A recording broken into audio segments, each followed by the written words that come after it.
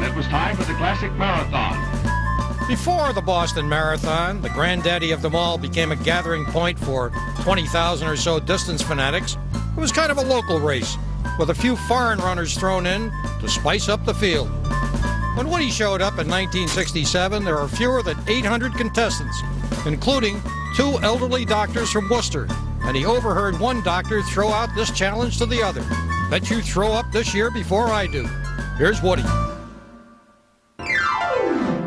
The motive for the first marathon was simple.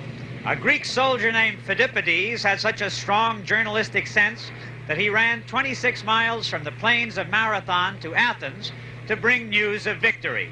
The motives which send hundreds of runners through the environs of Boston are somewhat more complex. There are really 2 Boston marathons having only the start in common. One is for a little group of hard-eyed, hard-muscled, hard-running men, and one is for what looks like the tag end of the California gold rush. While the real competitors eat up the hills, some of the entrants move at a pace which makes one wince to watch, and which wouldn't beat the horse cars which took the runners to the start of the first of these races in 1897. The class division begins before the race, while the soon-to-be also-rans seek space on the floor of the Hopkinton High School gym for preparations which range from elaborate anointings to finishing the morning paper. The elite are hidden away in the comparative luxury of the girls' locker room. This year, 739 applied to run, and official Jock Semple wishes there were some way to limit the field to a smaller and more high-minded group. They all come out in the Boston Marathon, where it's the glamour race. Of course, it's a Kentucky Derby of long-distance running, but they're becoming a menace because we have the finest runners in the world here, and we also have the worst. The runners come in all sizes and shapes, as well as all speeds, and their goals range from glory to just getting to the other end.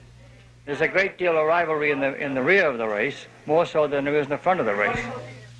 They talk about the loneliness of the long-distance runner, and I must say that during my training, it is the only time I am alone. I'm away from the family, I'm away from the job, and I have relaxation, and I think my private thoughts. Spring won't come to Boston unless you run the Boston Marathon.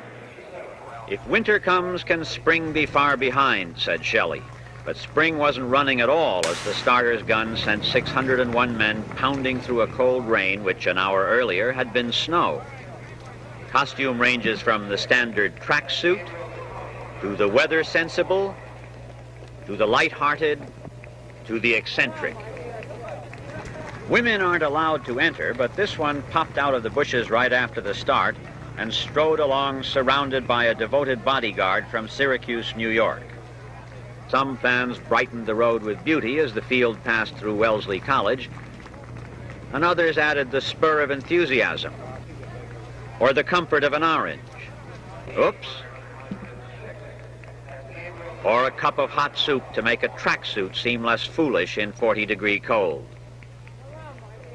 The original marathoner, after gasping out his scoop, dropped dead, but the more sensible modern runners prefer to drop out, although the presence of a camera car will do more for some than an hour's rest. At the end of 26 miles, 385 yards, Dave Mackenzie of New Zealand got a garland for winning in record time. Only 2 Americans have worn this garland in the last 25 years, but lots of Americans got heroes' welcomes from their kids, their wives, or the stretcher bearers. The only girl to finish, Bobby Lou Gibb, daughter of a Tufts professor, was greeted by an official who herded her off the course short of the actual line, but not short of a considerable accomplishment. The field for a Boston Marathon is so large and varied that while the winner is on his way to another race somewhere, some runners are still plodding to the finish of this one. This is Heywood Hale Broun at the Boston Marathon.